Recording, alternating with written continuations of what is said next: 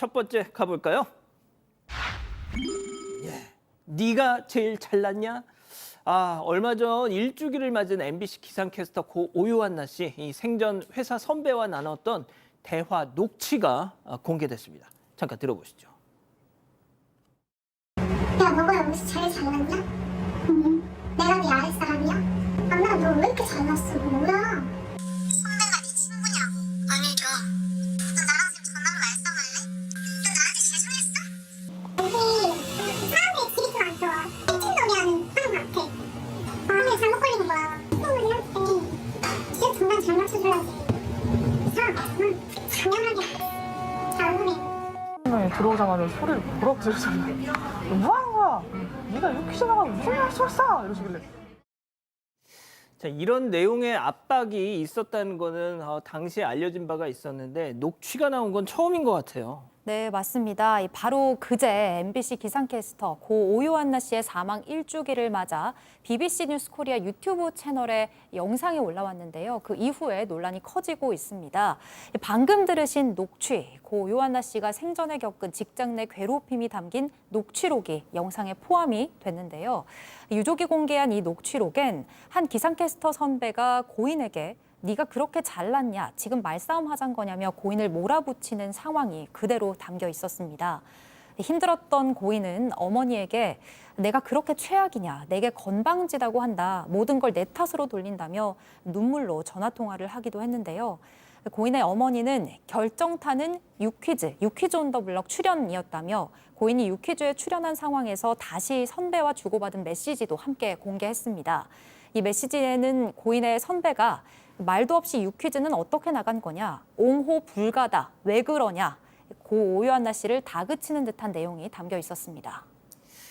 자, 그제 전해드렸는데 동료 기상캐스터들이 그 오요한나 씨의 일주기를 맞아서 상복을 입고 출연했던 것과 관련해서 자, 팀장님, 유족 반응이 나왔죠? 그렇습니다. 고인의 친오빠 같은 경우에는 지난 15일 날 MBC 기상캐스터들이 검은 옷을 입고 방송에 출연한 걸 봤습니다. 그런데 뭐라 했냐면 장례식에도 오지 않았는데 무슨 고인을 추모하는가 이렇게 분노를 표했고요. 또한 고인이 MBC 소속 노동자로 볼 수가 없다. 그렇기 때문에 직장 내 괴롭힘 금지에도 해당이 안 된다고 하는 노동부 판단에 대해서는 뭐라고 했냐면 출퇴근 시간이 정해져 있고 또 그리고 업무의 반복성도 있는데 어떻게 근로자가 아니냐 이렇게 울분을 토하기도 했습니다. 예, 좋습니다. 다음 이어가죠. 소형견의 콱콱입니다. 아파트 단지 안에서 벌어진 충격적인 사건 제보 영상 만나보시죠.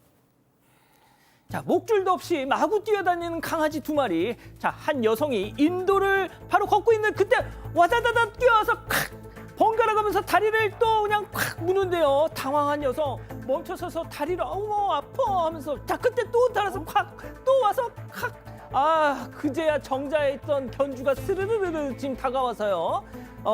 목덜미를 덥석 잡더니 대롱대롱 저렇게 달고 돌아갑니다. 아니 견주 너무 침착한 거 아니에요? 그러니까요. 다른 사람을 물고 있는데 침착하다 못해 좀 태연한 것 같습니다. 지난달 14일 충북 청주에 살고 있는 70대 제보자가 겪은 일인데요. 아파트 단지 안을 산책하고 있는데 목줄을 하지 않은 개 2마리가 제보자에게 번갈아 달려들며 총 3번이나 다리를 물었다고 합니다. 현장에서 제보자가 견주에게 항의를 했는데 정자에 앉아서 그 모습을 지켜본 견주. 언제 물었냐, 우리 개가 물었냐면서 적반하장 태도를 보였다고 해요. 결국 경찰과 119가 출동했고 응급실을 찾은 제보자는 파상풍, 항생제, 소염진통제 주사를 맞았습니다. 이후에도 한의원 침치료 등을 받았고요. 총 30만 원가량의 치료비가 나왔다고 합니다. 자, 그 30만 원 당연히 견주 측에서 물어줬겠죠? 그렇지 않습니다. 경찰에 신고를 했다고 해요. 그렇지만 신고를 해서 견주가 처음에는 사과를 하겠다라고 아이고. 했다가 나중에는 뭐 우리 개가 물었냐? 법대로 해! 이렇게 뻔뻔한 태도로 일관했다고 합니다. 방금 영상은 그럼 무엇? 그러니까 저 모습하고 다르게 달리 나왔고요. 경찰 입장에서는 소형견들이에요. 대형견, 뭐 입막에 필요한 그런 견들이 아니기 때문에 뭐 형사사건보다는 민사로 처리해야 될 상황이라고 얘기하고 만약에 끝까지 주지 않는다면 민사소송을 해야 되는데요. 금액이 크지 않기 때문에 논란이 될 것 같습니다. 그렇군요. 자, 다음 이어가죠. 우연히 닮았을 뿐. 자, 가수 고 김광석 씨의 노래 바람이 불어오는 곳, 그 잘 아시죠? 자, 이걸 그대로 복붙한 듯한 일본 노래가 있다는 제보가 들었습니다. 자, 저희가 이 교차 편집을 해서 들려드릴 테니까 한번 각자 판단을 해보시죠. 뮤직 큐! 바람이 불어오는 곳 그곳으로 가네 足を踏み出す大地に触れる 그대의 머릿결 같은 나무 아래로 ここにいること歩いてること 꿈에 보았던 길 그 길에 서 있네 耳を澄ませば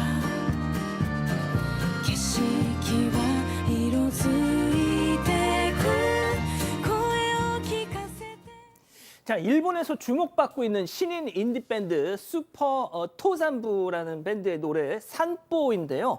자, 일본에 사는 사방가족께서 제보를 주셨습니다. 자, 노래 이 표절 소송을 해본 경험이 있는 우리 양재열 변호사님이 직접 좀 판단을 해주시죠. 글쎄 이거 제가 판단하는 게 필요할지 모르겠는데요.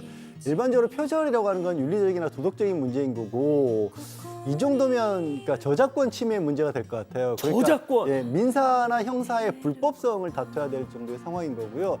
저작권 침해로 음악이 인정이 되려면 이게 실질적으로 얼마나 비슷하냐 그리고 그 비슷한 게 원곡에 의존해서 만들어졌는가를 따지는 건데 그 비슷한 거는 뭐 리듬이나 멜로디인가 화성 같은 것들이 비슷한지를 보는 거고 흔히 음악이 이제 코드처럼 관용적으로 쓰이는 표현이라든가 반복되는 후렴구 이런 것들이 닮아서는 또 안 되거든요. 그런데 들으셨겠지만 상당히 많이 비슷하게 들리고 그리고 이제 가사의 느낌도 상당히 비슷합니다. 저기도 뭐 바람이 불어온 곳이라는 표현, 유사한 표현이 직접 들어가고 뮤직비디오를 보면요. 그 뮤직비디오 그대로 김광석 씨 노래에 써도 되겠다 싶을 만큼 지금 이거 예, 저 분위기가 산에서 바람을 맞고 있는 어렸을 적의 꿈을 찾는 그런 맞아, 산에는 바람이 불잖아요. 네, 아니 그 가사에도 저 노래도 바람이 분다가 들어가 있어요. 심지어 일본 어머나, 어머나, 원곡에. 그래서 근데 이제 다만 문제가 되는 거죠. 일본이잖아요. 네. 그러니까 일본 가수가 과연 김광석 씨의 노래를 듣고 따라한 것이냐 아니냐 이 부분이 좀 다퉈질 여지가 있을 것 같습니다. 자, 박 변호사님, 예. 이 제보자께서 직접 일본 저 밴드 슈퍼 토산부라는 곳에 밴드 측에다가 해명을 요구했다고요. 왜냐하면 라디오 들었는데 당연히 리메이크 저희가 들어 리메이크곡 같거든요. 근데 그 설명이 없으니까 이상하다 생각이 들어서 뭐냐라고 해명을 요청했고요. 실제로 해명을 했습니다. 이 산뽀라는 이 그룹의 이 작사 작곡했던 멤버인데요. 오다 토모 유키라는 사람인데 자기 얘기입니다. 김광석 씨 노래 바람이 불어오는 곳 잘 몰랐다. 부끄럽지 알지 못했다. 확인을 자기도 해보니까 멜로디하고 유사점이 있는 것을 확인되었다라고 하는데 또 그러면서 하는 말이 이게 유사성이 우발적이다. 우연에 의한 것이다라고 하면서 뭐 본인 얘기입니다. 한정된 음계와 코드 진행 속에 때로는 의도치 않게 비슷한 멜로디 라인이 생겨나는 일이 있고 예술가들은 많이 경험한다고 하는데요. 저는 아닌 것 같거든요. 베낀 것 같아요. 자, 그런 의미에서 다시 한번 좀 들어볼까요? 베낀 것 같아요. 바람이 불어오는 곳. 우연히 닮았다? 足を踏み出す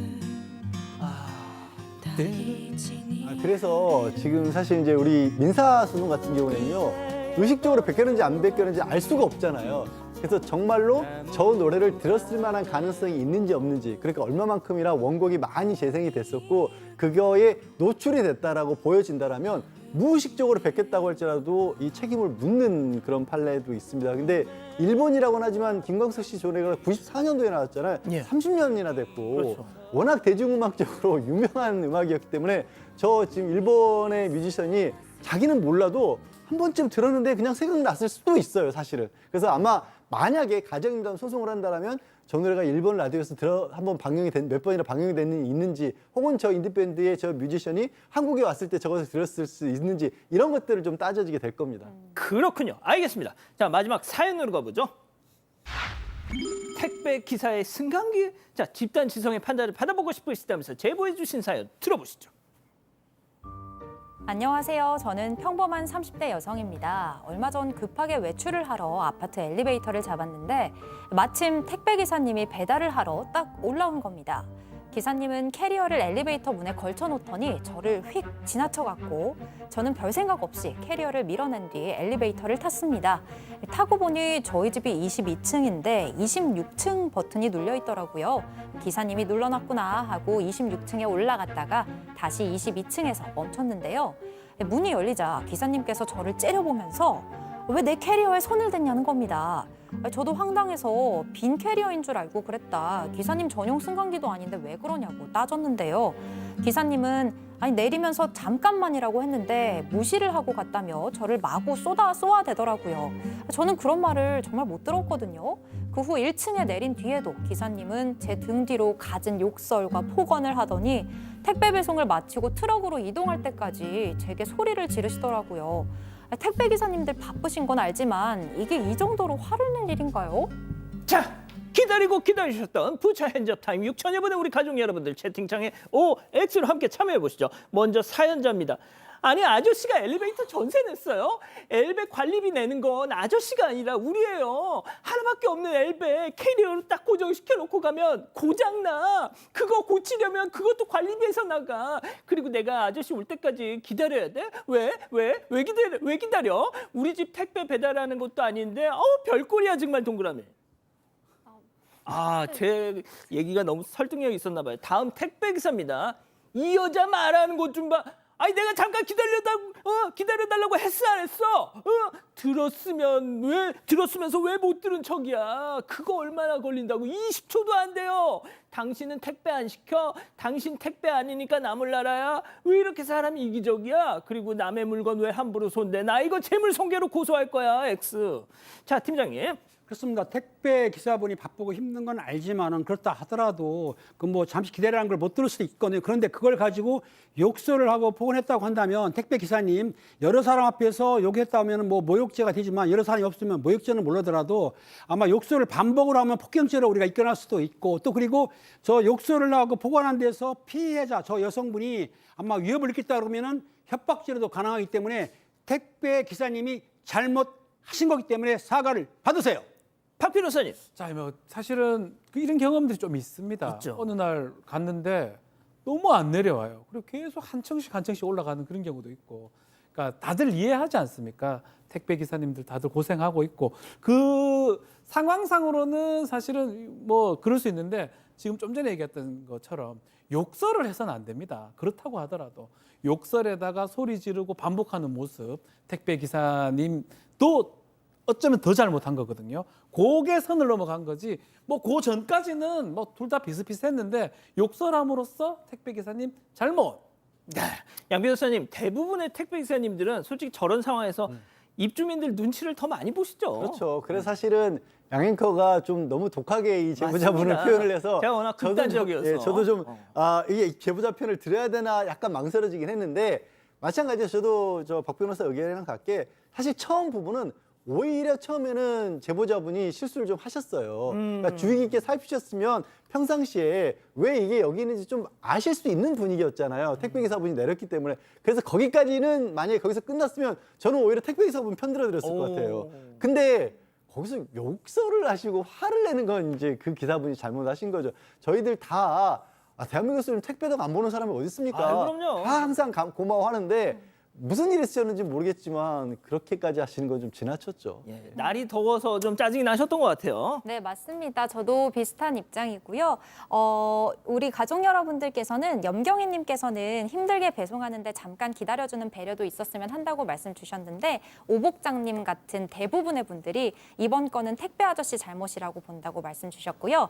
비타민 누나님이 원본님 연기 톤 때문에 더 열받는다고 죄송합니다. 말씀 주셨습니다. 죄송합니다. 저는 워낙 극단적인 걸 좋아해서.